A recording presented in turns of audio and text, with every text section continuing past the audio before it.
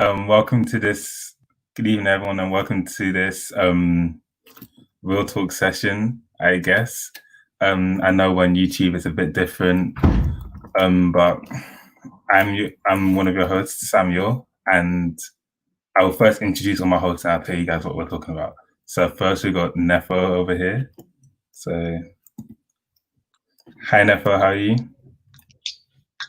I'm good. Hi. Give them a little introduction about yourself. Well, I'm Dean. I'm gonna be in year 11. And what else am I supposed to say? Yeah.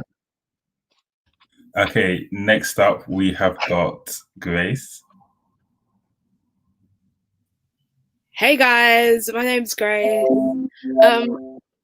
What is there to know about me? I'm in first year of uni, studying politics, philosophy, and law. But yeah, that's it. Nice. Then next up after that we have got Ayodasola. Hi guys, I'm Ayodasola. I'm first year of uni. I'm 19. I study Mandarin, Spanish, and French. So yeah. And last we have got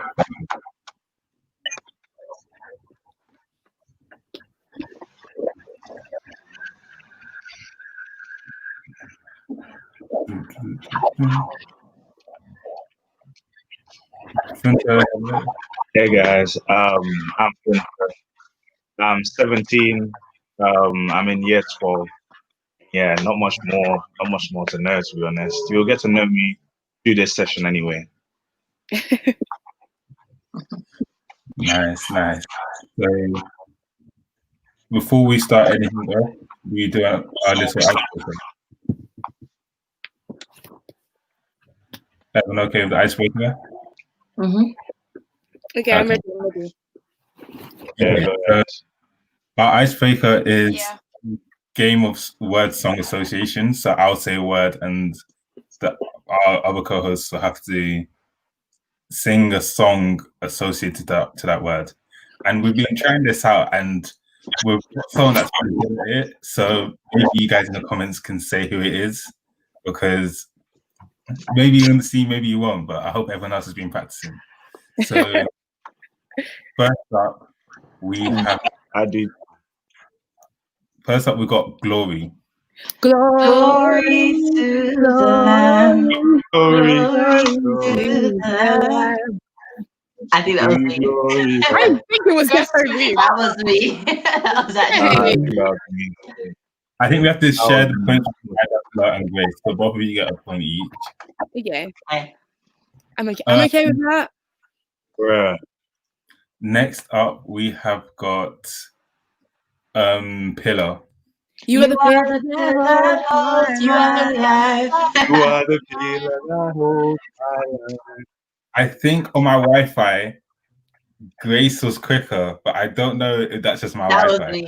No, I don't think it was your Wi-Fi, bro. I don't think it was your Wi-Fi, bro. Like Nefo. Excuse me, what about me? I was there. I didn't hear you. I sang that song. You know. Did you not see me? I was singing loud and clear. Okay. Last one. Pretty easy. Let's see what you got. God. God, beyond the right to see, you're holy. That was it.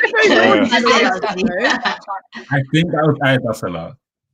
Okay, we'll give it to her. Okay, is that two each? Yeah, I think so. We'll have one more to see if we can break the tie break. But you guys, so Nefo, where are you guys at? Okay. Let's see. King of Kings and Lord of Lords. Oh no. There we are. It's not too quick. That was too rapid. She's a bit too quick for you guys, I'm sorry. Oh man. I'm competitive. That really pained me, But I didn't Oh gosh. Okay, so Do you want to get us in?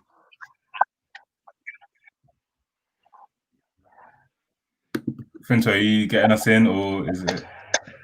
So if you guys, yeah, don't worry, I'll introduce everything. So if you guys don't know already about Will and Jada Smith, that whole debacle, we'll just give you a little refresher, and you'll see it on the screen pretty soon. Yeah, and then I got into an entanglement with August. That's what I said. An entanglement? Yes. Yes. A relationship? Yes, it was a relationship. Absolutely. Okay, so fortunately or unfortunately, we're not going to be talking specifically about Will and Jada's relationship per se, but we're going to be looking at we're going to take a more beneficial approach, I'd say. So I think firstly, we should relate it back to ourselves. And firstly, let's define what is entanglement. Like, what would you say entanglement is?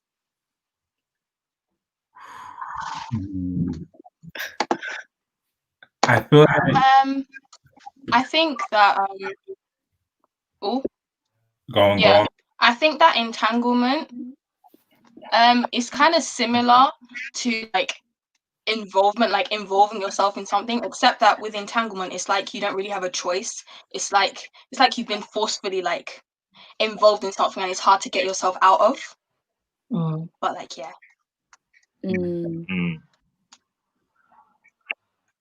Yeah, go ahead. I feel like an entanglement is like some form of spiritual bondage. Like there's something shady going on there. You do not want to get yourself into one of those. I promise.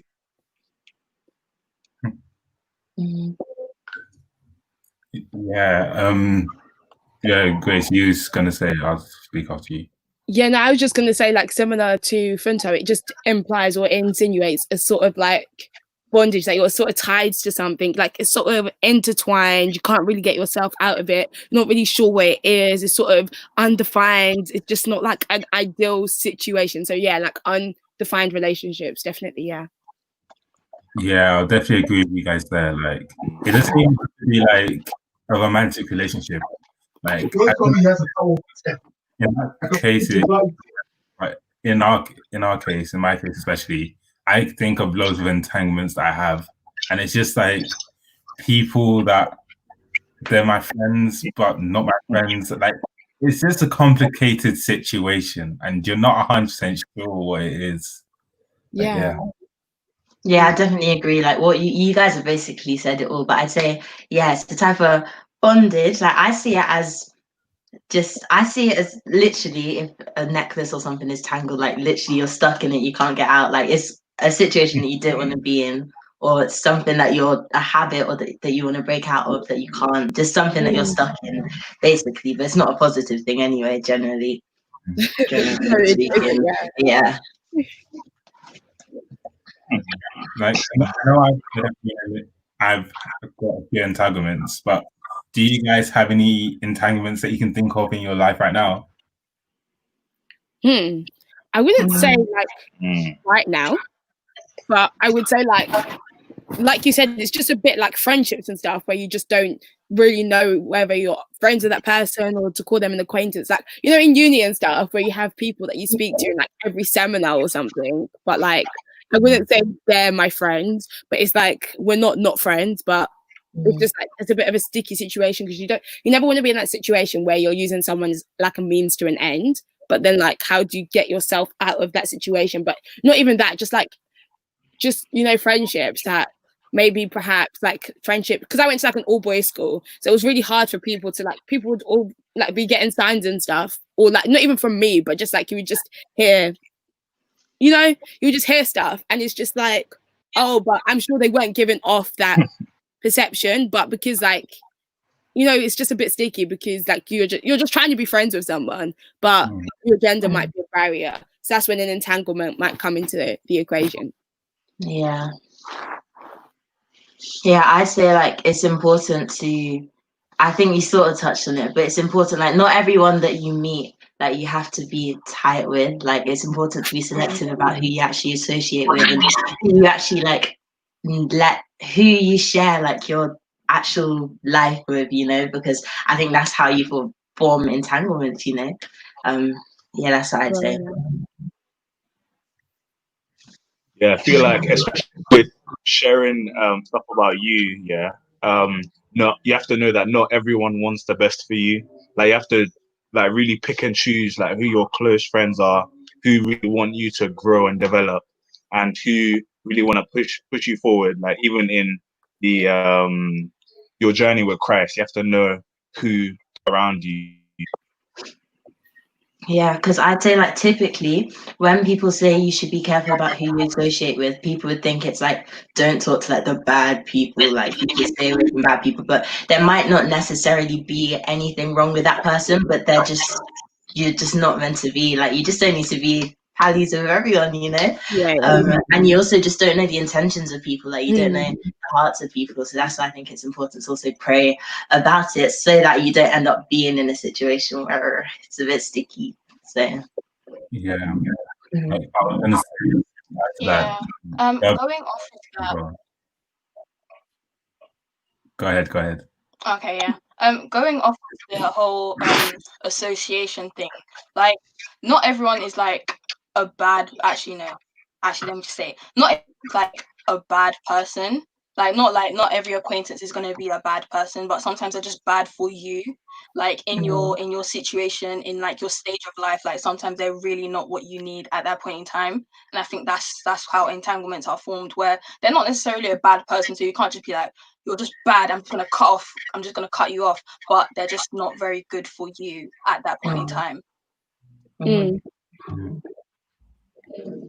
I think just going off that point, it's just about the whole idea of not being unequally yoked, and it's Paul speaks about that in 2 Corinthians like 6:14, and he's just saying that like it's just a thing where you need to be cautious of who you're actually letting, because like you guys have said, it's not this battle that we're in is not like of flesh and blood, like it's actually like a spiritual thing, and if you're not cautious about who you're getting wisdom from, etc., it's just like it's a bit sticky. But like you said, it could be Christians, and how I sort of rationalize it is just a thing where like, okay, cool, there are millions of Christian guys out there, but it's not like everyone that I'm going to be compatible with to marry, if that makes sense. So just the same way, it's not every Christian person that you're compatible to have a friend, like to be best friends with, if that makes sense, because God created so much of a variety that we can actually, you know, develop friendships and relationships based on our common interests and things like that. Not only Christ being, do you know what I mean? Like Christ is so important to us, and Christ is the determinating factor of ourselves, but it's not like there's more to us than Christ, if that makes sense. Do you get it? Yeah. I think another scripture is Proverbs 12:26. I'm just reading it off. So it says, the righteous choose their friends carefully, but the way of the wicked leaves them astray. So yeah, I think that just supports what you were saying. Thanks, bro.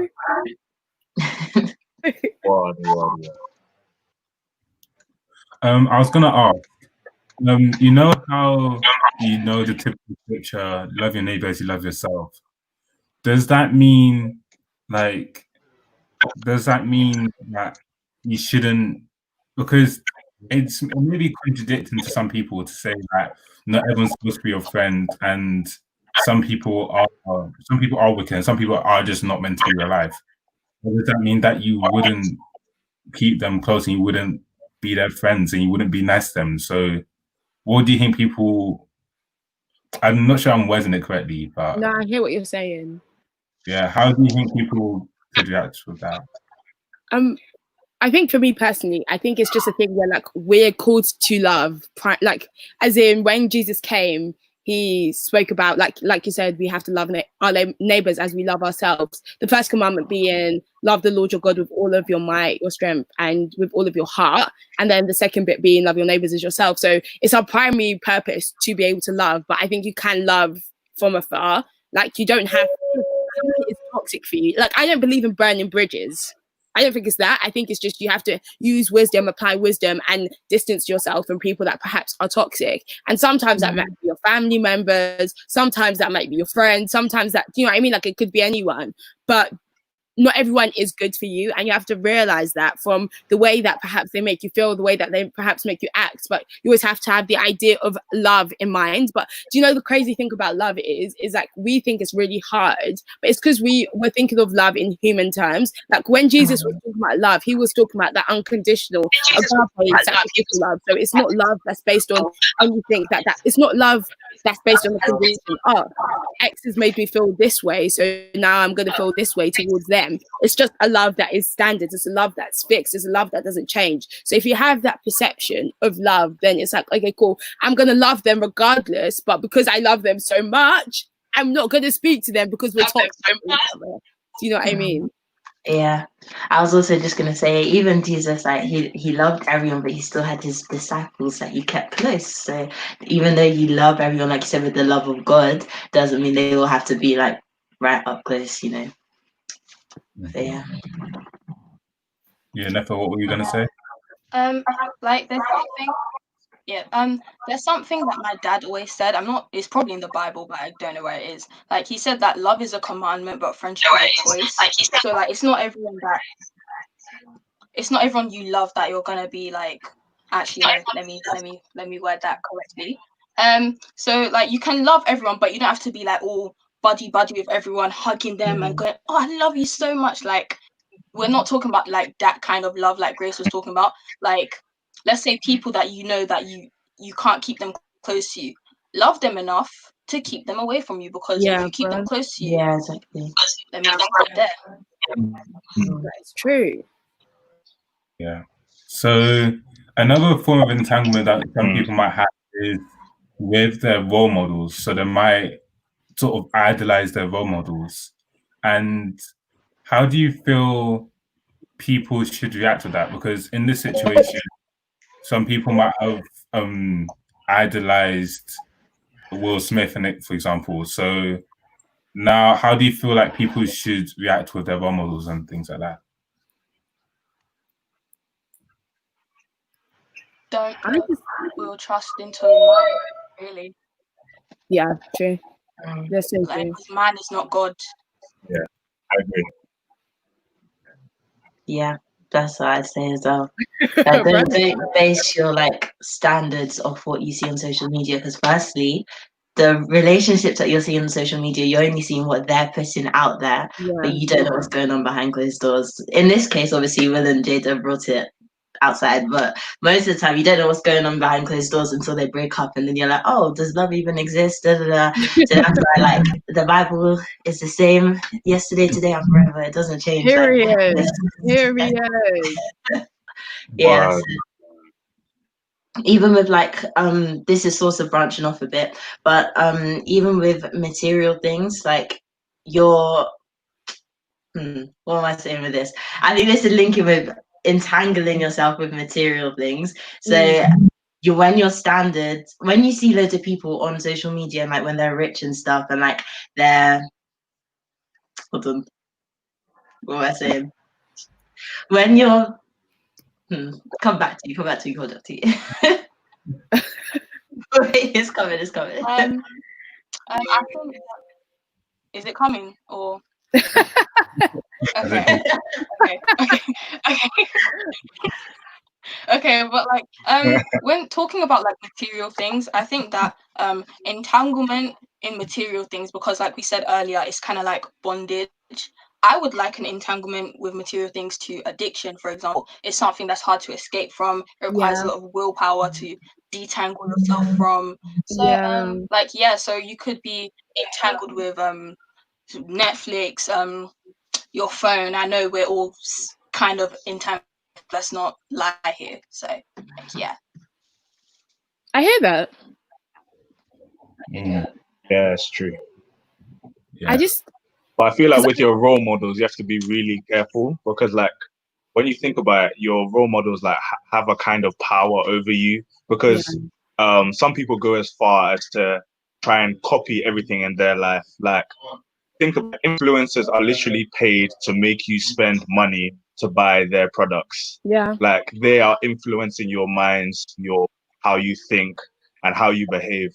So you have to be careful like who you're looking up to, who you're putting as your role model, because they could change you for better or for worse. They can make you a better person, make you want to realize what you want in life, what you want to do, where to go. But for worse, in the sense that they could corrupt your mind, they could take you bad places, they could lead you into things that you wish, later down the line, you wish you never done. And there are many, many examples around the world every single day.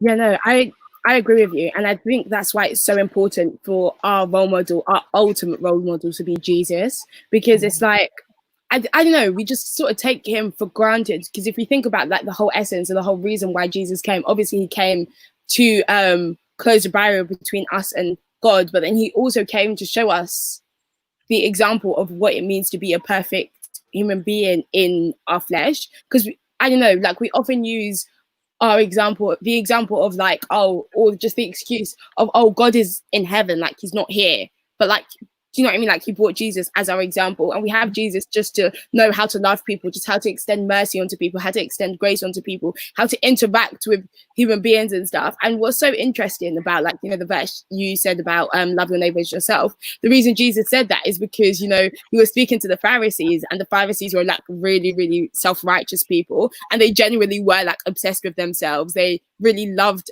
themselves. So it's a thing where like we have this sense of, you know, innate selfishness that we sort of have to unlearn. And this is kind of really off a tangent, but we have to unlearn our human nature, if that makes sense, and try to really embody who Christ is. So if we're going to human beings who don't necessarily have the same values as us, and we're seeking advice from them, or we want to dress like them, we want to be like them, we want to live the lifestyle that they're living, it's just like, oh, but we sort of missed the point. And like Ayodasola was sort of alluding to with the whole, you know, like eternal perspective, and like how our treasures are in heaven and not on earth. And it's so easy for us to like, literally miss that point, because I mean, let's be real, we're here on earth, like everything, we're striving to be the best at what we're doing, and yeah, God to be the best at what we're doing, like he does, there's no doubt about that. But we just also need to remember that we're here on an assignment, and like we're here because we're here for a reason, we're here on purpose. And like maybe perhaps we just have to sort of shift our perspective to that and think, okay, cool, like what is God calling me to do in this season, or who is he calling me to influence? Like we always look to these influencers, but maybe we are called to be the influence. Like, you know, we're called to we're called to be like the light and the salt of the world, or like, you know how we do like illuminate and stuff, like we're actually called to illuminate our spheres and stuff. So maybe we should just be that change, that type of vibe. But yeah, so I was going to ask Bishop Grace. Whoa. So I was going to ask, so obviously some people watching might be entangled in literally anything. So what advice would you have for them, for people that are entangled in things that maybe they shouldn't be entangled in? And how would you get them to be entangled with God? I feel like you have to kind of, especially like when you know you're entangled, or maybe you don't know, you have to take that first step. Like whatever you do, you have to be able to look to God, because you're not alone when you're taking that step. Because if you put your trust in God, you'll be able to do it with him, and then you can repair your life. Like you can detangle yourself from these situations that you're in, or these addictions that you have. So you need to be able to put your trust in him, make sure you walk with him, and eventually give your life to Christ, and then start building a relationship. You'll start enriching your life. You'll start seeing things getting better, hopefully, especially side of Christ. So true.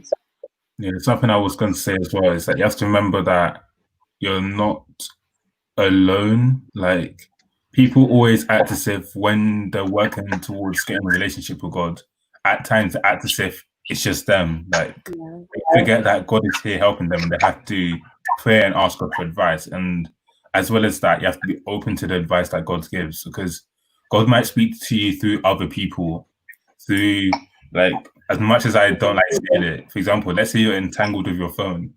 God might speak to you through your parents, and by your parents telling you, give me your phone so you stop going on it. Like, that might be an example that some people might not want to hear, but it's an example of God may be talking to you. So you just have to be, I feel like you have to remember to ask God for advice and be open for all the avenues that God might speak to you through. Yeah, that's so true. Also, just like, Yeah. oh no, Nefo, speak. Okay.